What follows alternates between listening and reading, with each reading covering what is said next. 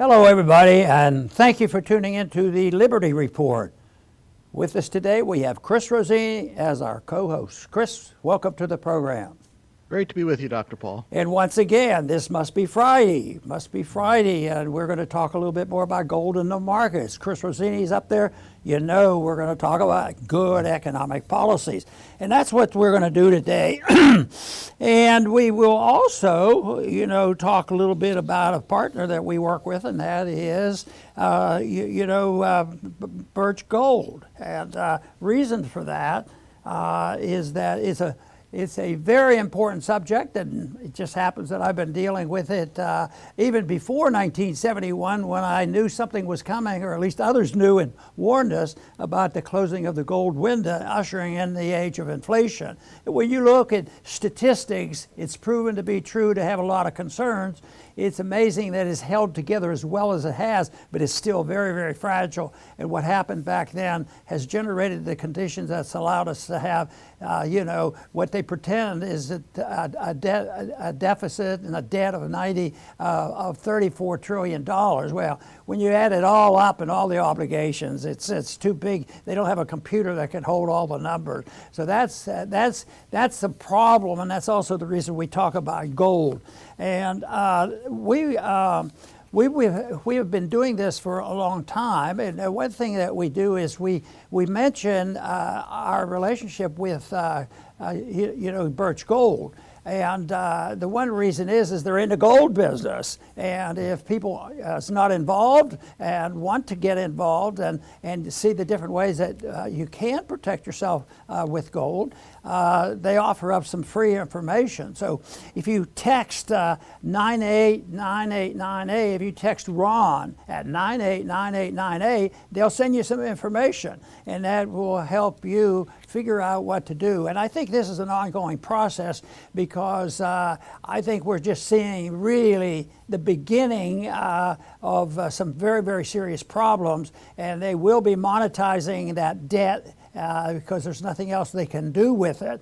And when you think about it, that when this mess started and people became concerned, back in 1971, gold was essentially $35 an ounce. And now look at it, it's over $2,000.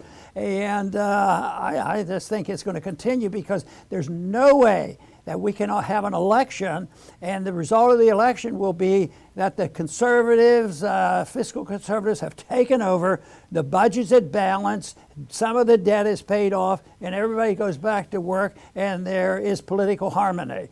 It's not going to happen. That's why we have to be prepared in many ways. One is understanding the system, and that's why we're involved in education. The other is understanding what one might do in order to protect themselves against the mess that we have.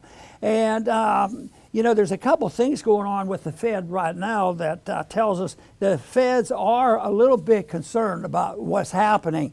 A couple weeks ago, they said that it was too early to lower interest rates. Well, they don't know whether it's too early or too late. All I know is they should be messing with interest rates, and they don't know what they should be, and they're always trying to guess the market. But anyway, 2 weeks ago, they had this policy, it's too early to lower interest rates. Well, why would they be lowering interest rates? Stocks markets are soaring. People are crying because of price inflation, and yet just yesterday or so, all of a sudden they change, and it's going to come sooner than before, and they were hinting yesterday that quantitative tightening.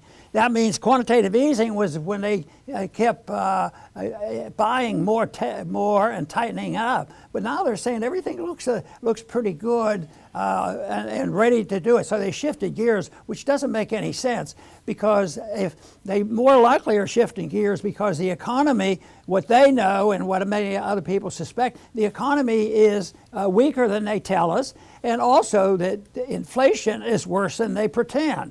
And under those conditions, they have to be prepared, to have the finances there to monetize the debt and try to hold the whole thing together. So that's what they're doing. They also had an announcement this week. It was rather interesting. So as long as I've been looking at this, I've often wondered, exactly how you know, the banks, you can go to the discount window when you're in trouble. And that's been available for a long time. So when there is a crisis, you go and get it and you patch it up, and if it's not, it does work to the degree it keeps the spreading of it, and things can be helped a bit. So that's important to know. But all of a sudden they said, well, we don't need this anymore. We don't need to tighten it anymore. So that is what they've done. They've changed it, and now they are advertising for people, for banks. Oh, don't look at it. See, the banks over the years, did have a little bit of common sense about it, because they said it looks bad to the customers that our bank isn't solid if you're going to the discount window to get bailed out, which is what's been used. Now the Fed is on an education spiel right now, because not to teach people the honesty of money and why they ought to be abolished, but they're saying, why don't you use the discount window more? We want to make this money available to you. There's no stigma attached to it. So something fishy is going on, because it looks like they know something that we have suspected they knew, and a lot of other people do know. The economy's in a real mess. The spending is going to continue, and there's not going to be a miracle come up in this election year to all of a sudden solve these problems. We're more likely to see a further explosion of the problems that we're seeing internationally on our borders in the South, and what's going on with Texas competing with the federal government on who should deal with this mess. So that's one of the reasons why I'm suspicious, strongly suspicious, that the dollar is not going to gain its strength. It's not going to get its value back. It will gain against other currencies, but it's not going to help the people in this country's purchasing power. And that's what they should be complaining about. They shouldn't be talking about some of these other details. It's the purchasing power of the dollar that's gone badly. So that's going to be a run, and I think that this year is going to be a really rough year for economics. And that's why, once again, if you have not contacted and would like to get some information, you don't have to pay for it, and that is getting hold of Birch Gold, and to do that by texting Ron at 989898. And Chris, we want to talk about the Fed a little bit in details, and I think we have somebody helping us out. Wrote an article about why we should audit the Fed. I can't imagine who in the world would do such a thing. Chris. Well, it's actually a senator that we both like, Dr. Paul. His name is Senator Rand Paul from Kentucky. Oh, and yes, he is out there calling for an audit of the Fed. What a wonderful idea. Because of the secrecy. Nobody could know what they're up to. And I just wanted to go into a little history. This isn't the first time that America has had to deal with a central bank. We've had central banks in the past that were closed down. Ever since the very beginning, Alexander Hamilton wanted a central bank. So they wanted this right away. The Fed, unfortunately, is the only one that's stuck, and it has stuck with us for 100 years now. But back in the early 1800s, there was the Second Bank of the United States. That was the central bank at the time, and its president, his name was Nicholas Biddle. And listen to his words. It could be said by, Jerome Powell today. He said, quote, "We believe that the prosperity of the bank and its usefulness to the country depend on its being entirely free from the control of the officers of the government. In order to preserve that independence, it must never connect itself with any administration." Now, I'll agree with that it should never be connected with any administration. We don't want Nancy Pelosi printing money, or Lindsey Graham or Nikki Haley. God forbid, if they had the printing press, we'd be in wars all the time, and we would collapse a lot faster. But neither should a private bank be able to print money either. That doesn't make it right just because politicians can't print money. It's wrong for a private bank to print dollars, period. And that was actually in the Constitution, one of the federal laws, no counterfeiting. So they outsourced it to a private bank, and they do it in secret. You don't know what they're doing. Like Nicholas Biddle said, we're independent. You don't need to see what we're doing, and that's how it is with the Fed. And what are they doing? Who are they bailing out? Are they giving money to foreign countries? foreign corporations, U.S. corporations. What's happening? And it's all happening in secret. And Rand Paul is saying, we need to audit. We need to see what's happening. What are you doing? And of course, they're going to say, oh, no, we are independent. You can't see. It's like Pfizer. You could see about the vaccine in 75 years. Well, the Fed's even worse. You could never see what they're doing. So it's all, bad stuff. But hopefully the good senator from Kentucky can make some inroads. That that word independent is important, because anytime I had conversation with the Fed people and argued the case for transparency, it's just one of the reasons why we were able to get at least passed in the House to audit the Fed. But their argument always was independence, and you mentioned that, Chris, because independence means, keeping it out of the hands of the bad people.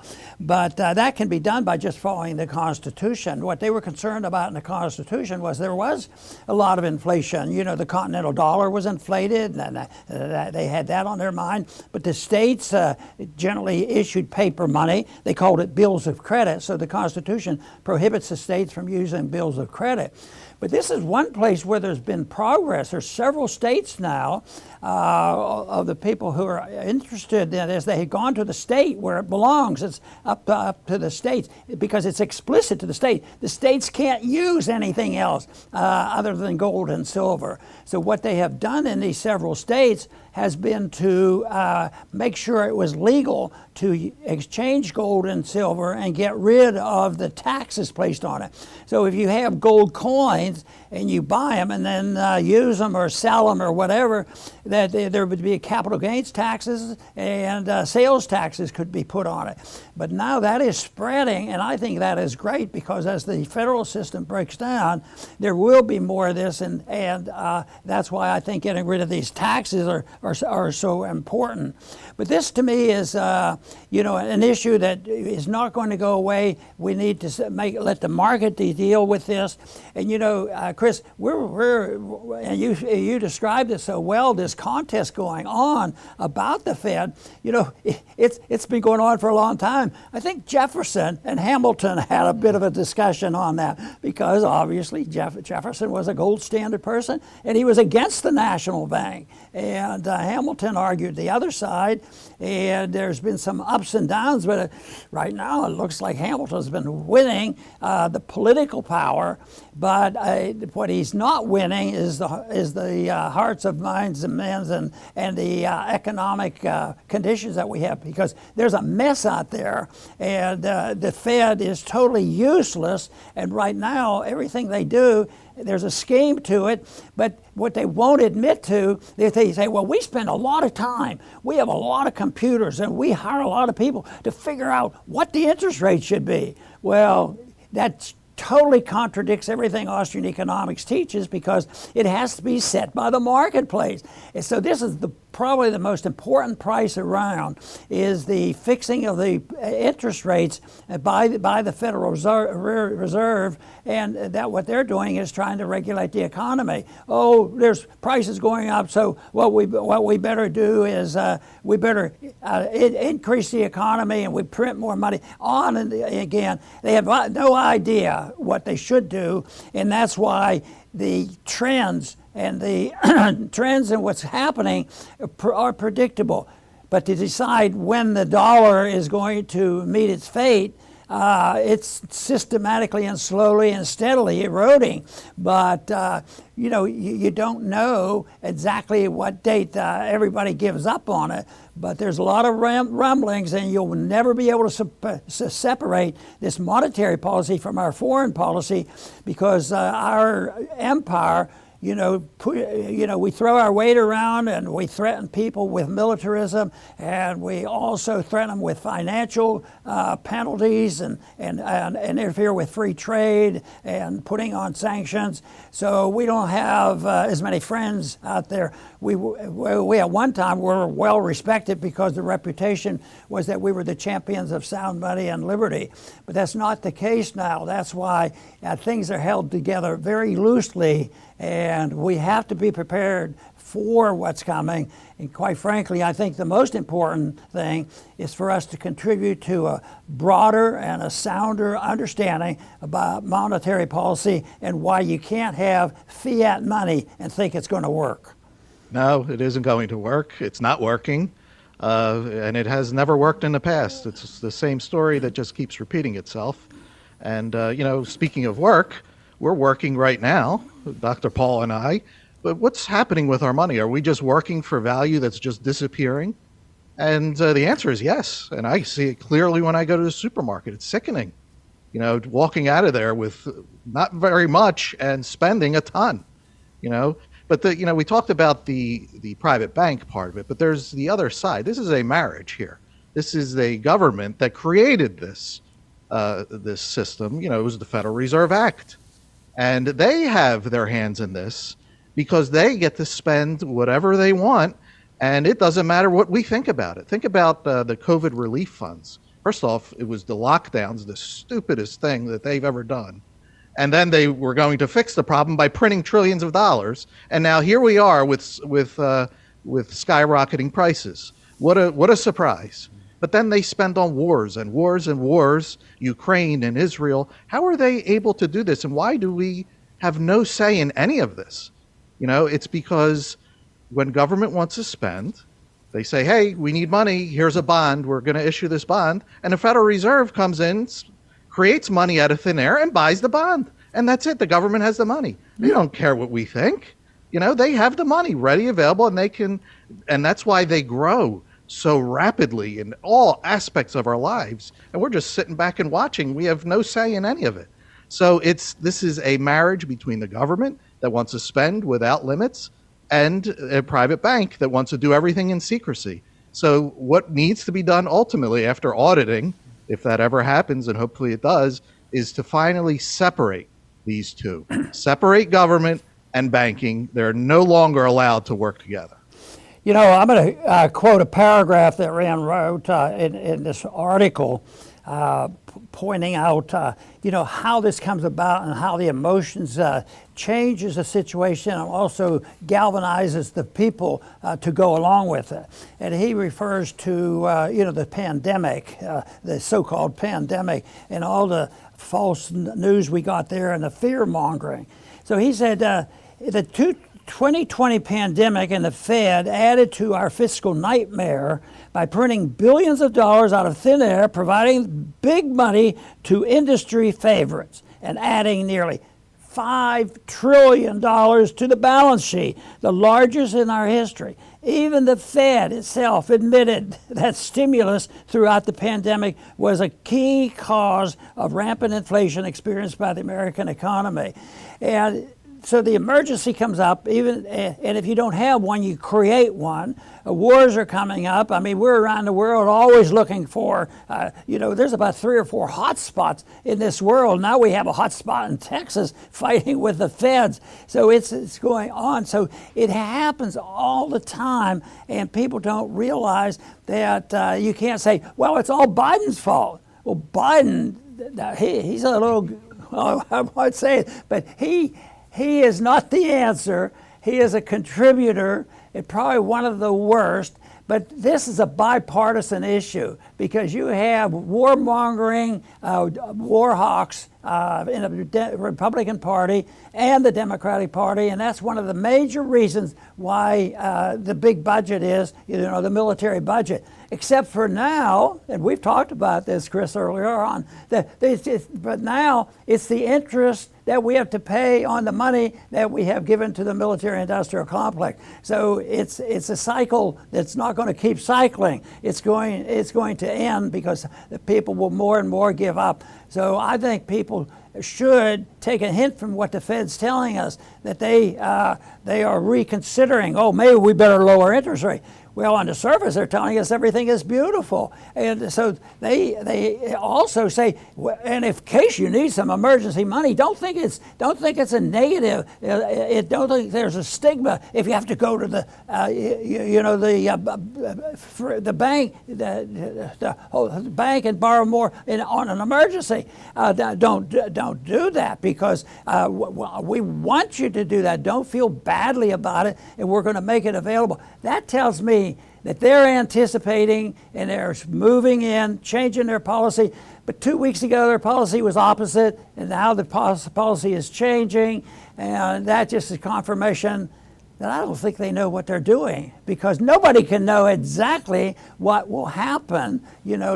So they say, well, if you print a lot of money, the interest rate is going to do A, B, C. Maybe. Depends on what the people decide to do with their money, and they don't know where the money is going to go exactly, and that's the whole thing that you can't predict, because there's a subjective element in all this. The people do things, for various reasons. They're not measurable. Computers aren't helpful. They're just a distraction, and that's why the great book of economic policy, Human Action, emphasizes that point. It's human action that makes a difference, and we have to guess, and there's pretty good time that we can, but if we say, oh, the Democrats are the only ones that create these problems, Republicans, it's not the Republicans' fault, and you'll listen to all that demagoguery, in this year, but the truth is they've all gone to not all, but most of them have all gone to the same university,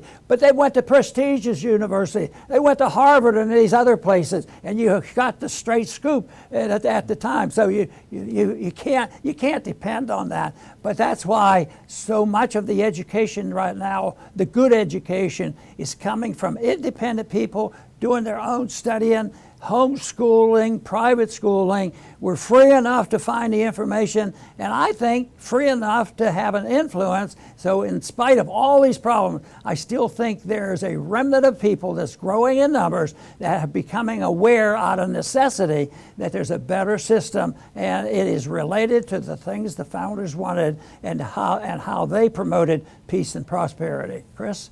Excellent, Dr. Paul. I will finish up.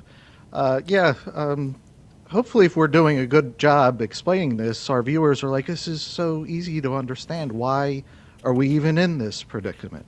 Well, I'm sure there's a lot of reasons why. A couple that come to mind, like Dr. Paul just said, education.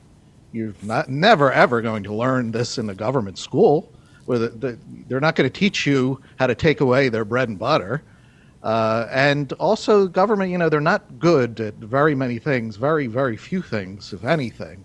But one thing that they are excellent at is controlling narratives and keeping the focus off of themselves, keeping people focused on other things. And control of the media is one of the great ways. If all the media is saying, here, look over here, well, then you're not going to look where you're supposed to be looking. But here's the silver lining. The controlled media is dying, and quicker than ever. Just this week, I saw 3 more companies are laying off because people, and I think COVID was a big one. They know that these media lied for years, and who can trust them anymore? So that works in our favor. But another thing that works in our favor is we have the internet. Now, from the perspective of people in power, the internet is a tool to monitor and try to control the people. That's from their perspective. But from our perspective, we can speak the truth to other people that goes around the controlled narratives. So with social media, with what we're doing right here, this is on the internet, and that's why Elon Musk, ostensibly he wants free speech, and they are attacking him from every single angle to try to prevent it, because free speech is the greatest enemy that they have.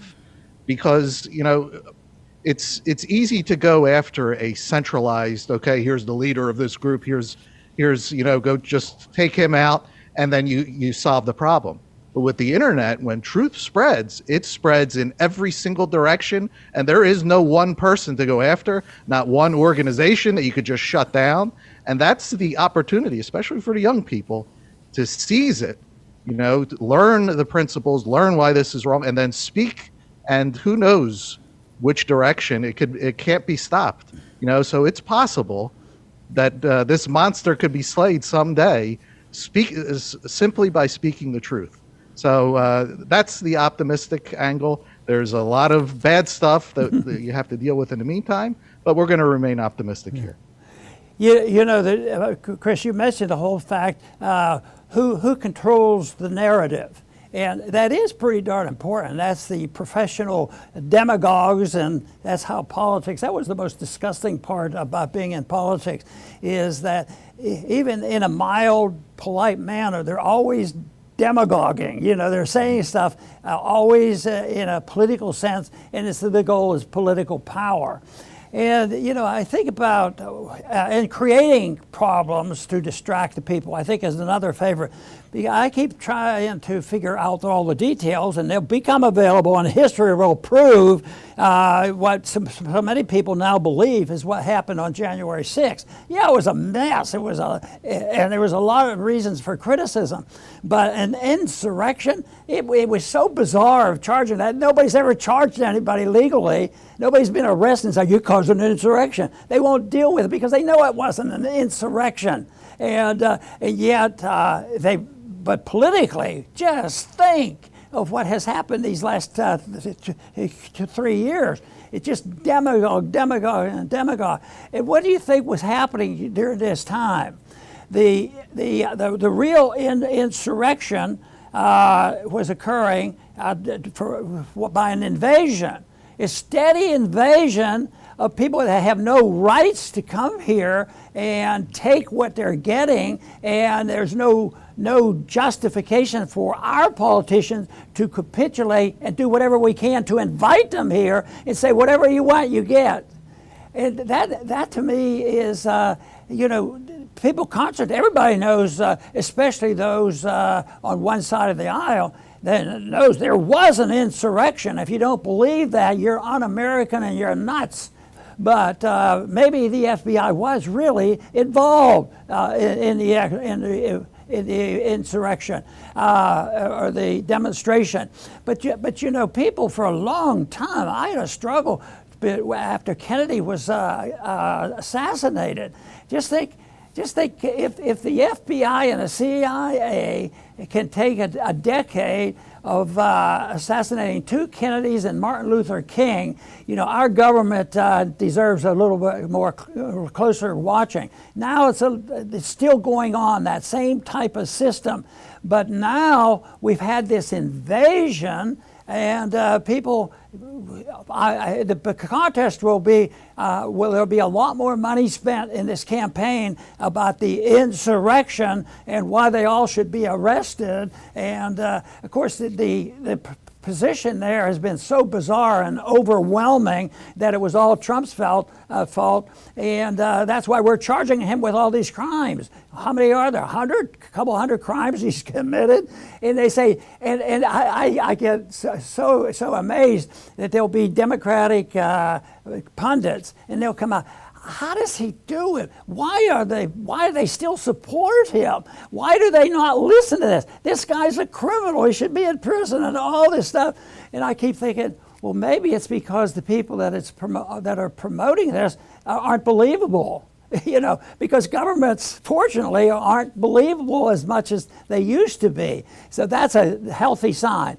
But the next major step is what is it going to be replaced with? Is it going to be replaced with no knowledge or desire to find truth? Or will it be finding truth and replacing it with the lies that go on? And believe me, as the condition gets worse, there's going to be more and more. And the one thing that we better do our very best is to try to soften this thing, because it will soon become very violent. And I am concerned about what's going on, about the battle between the Texas militia against Biden. you know, and they'll have to prove a point.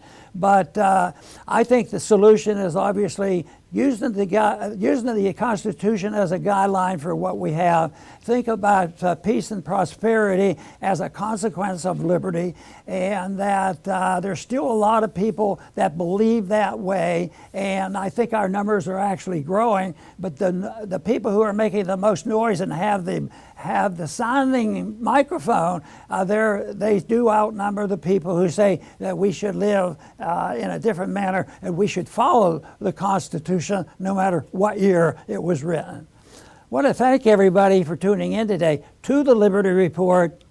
Please come back soon.